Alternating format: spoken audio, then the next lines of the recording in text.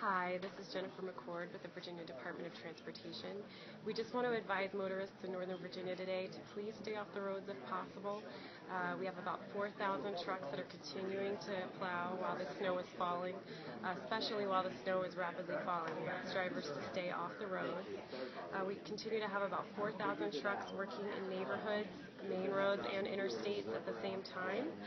So you will see those trucks in your neighborhoods today.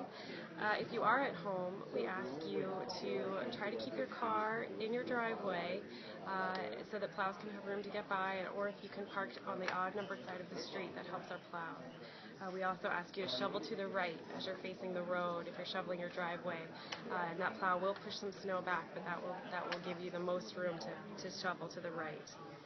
In your neighborhood, you can expect about 1 pass to 2 passes of the snow plow. There will still be snow on the ground, but we're going to try to put an 8 to 10 foot path for you to get out of your neighborhood. We want you to visit VDOTplows.org. You can go there and watch plows as they work. You can also check the status of your neighborhood to see if we've been through or not, or if we're coming through soon. And continue to stay off the roads if you can, and stay home and stay warm. Thank you.